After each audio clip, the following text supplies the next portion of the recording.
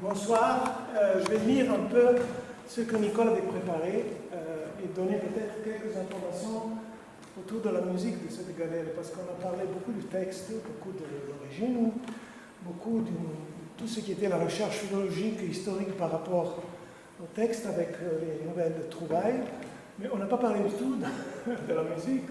Et vu que ça s'appelle Canzonetta alla Corsa et qu'elle est chantée, parce qu'on sait qu'elle était chantée, vu qu'on a trouvé la musique.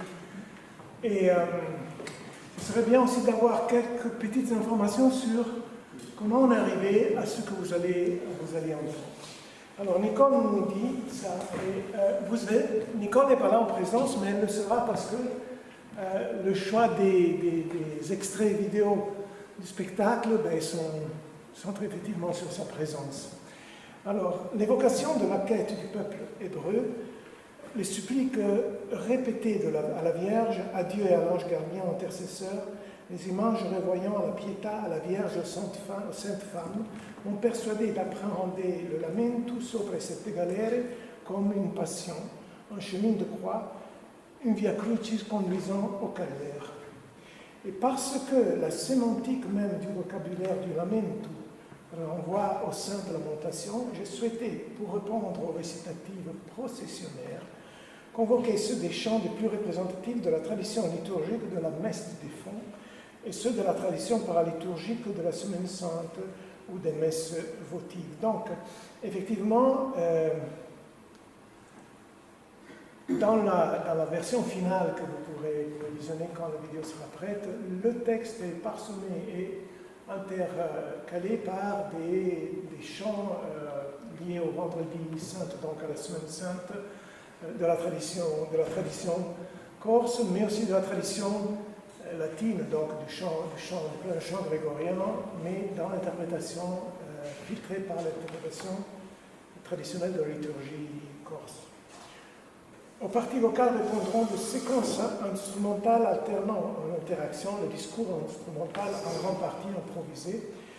Le discours instrumental en grande partie improvisé se construit sur les deux motifs mélodiques de la complainte et sur sa basse, ainsi que sur les bases de la folia et d'autres danses de l'époque. En fait, l'idée était de, situer les sept galères dans une sorte d'univers musical, d'univers idéal, si vous voulez, imaginaire, qui en veut un hybride entre un concept baroque de l'accompagnement, donc dans l'enregistrement, mais ici aussi vous avez une harpe triple italienne. Oui. Donc une harpe triple italienne, c'est un instrument fondamentalement typique du XVIIe siècle, et vous avez quand même, vous verrez dans la vidéo, des instruments qui sont des instruments qui n'existaient pas, et qui n'existent pas, parce que la cetra oscura, un instrument que Michael Grebil, qui a travaillé avec Nicole dès le début dans ce projet, a fait construire à Ugo Casalonga, spécifiquement pour accompagner ce type de déclamation. Et l'instrument que je vais jouer, cette espèce de lutte aux langues courtes, des mandolines sous stéroïdes, en fait, c'est un instrument qui n'existe pas. C'est un instrument qui reproduit en quelque sorte la structure d'une colacione, qui est un instrument de la tradition italienne dérivé du tambour turc. Au XVe siècle, on disait que c'était un instrument joué par les prisonniers turcs à Naples. Mais en même temps, la structure fondamentale est celle d'un instrument grec qui était joué quand même dans les communautés grecques de Istanbul et de Izmir. Donc, c'est une synthèse de culture et de culture méditerranéenne. Servant donc, Pasaka et Chacon, donc des bases caractéristiques de la musique de la Renaissance et du baroque naissant.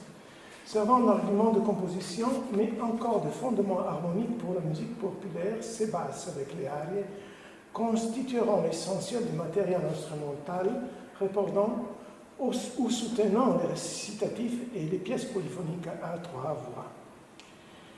C'est pour cette raison que ces mélodies représentent fondamentalement la base de ce concept fondamental, et c'est pour ça que Nicole a choisi de mêler les sonorités sonorità du clavecin, de la viole, de la harpe, la cetra oscura, la cetra plettre, ce collachon hybride, pour cheminer à la frontière de musique savante et tradition orale. Et c'était un choix de jouer ça avec des instruments à cordes, parce que les instruments à cordes sont évidemment les instruments qui accompagnent le chant de l'épopée. Juste un mot à propos de la mélodie, des mélodies que vous entendrez. Une mélodie traditionnelle, une Giovan Cammello, une mélodie de complainte, auquel les vers de cette galère s'adaptent très bien. L'autre est la mélodie que Austin de Crozes nous a fait parvenir au début du 19e siècle, du 20e siècle, et qui était très problématique. Très problématique parce qu'elle allait complètement en direction contraire par rapport à tout ce qui sont les évidences à propos d'une mélodie de complainte de déclamation, c'est-à-dire elle cassait le vers, la structure versificatoire, en provoquant une sorte de révolution interne qui allait à détriment de la compréhension. Je me suis retrouvé assez, déséquilibré par cette structure. On a travaillé longuement pour vous proposer une hypothèse qui reprend, sans la trahir, la mélodie d'Austin, qui est très jolie,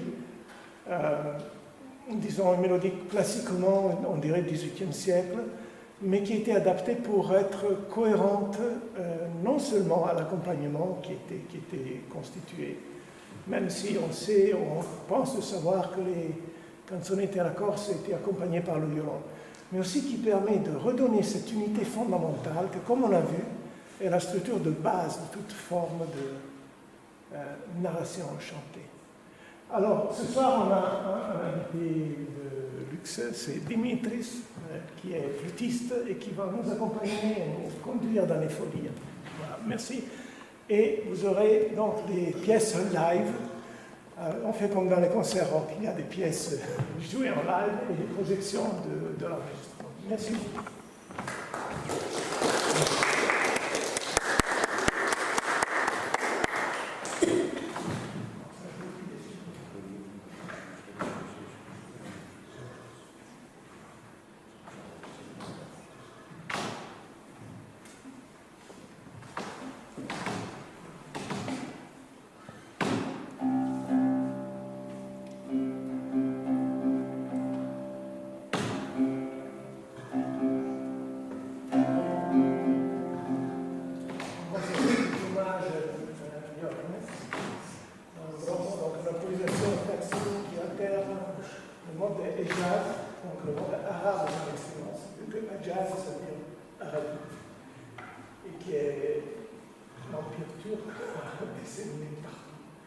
Et en dorien, qui est un des fondamentaux de la tradition européenne.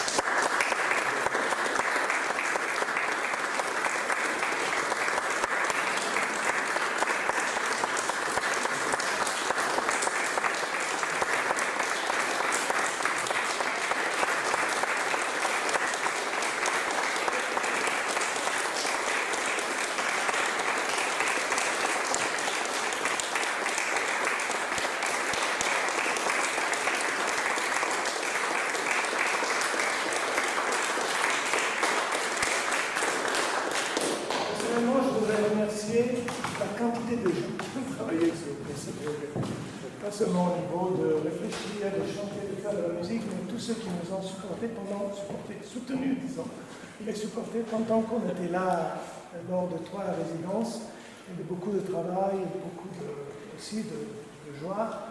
Et on a eu toute l'équipe ici, hein, avec Pascal, avec Jérôme, toute l'équipe de la Casa. Et moi, je pense qu'ils se sont autant, pour ne pas parler de temps, mais de son incroyable réalisation, je pense qu'ils sont autant, ils méritent autant un applaudissement des gens qui nous.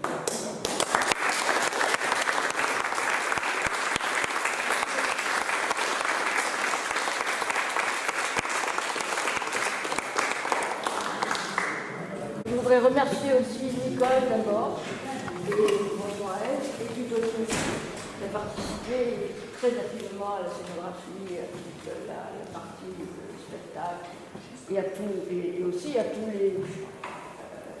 les discussions, les séminaires sur le texte, et avec toutes les hésitations que nous avons eues pour établir le texte. Donc ça a été un travail vraiment formidable, mais qui n'est pas complètement fini. Puisque, comme je crois cette journée en a été la démonstration, nous avons encore beaucoup de choses à découvrir ensemble. Et donc merci à tous.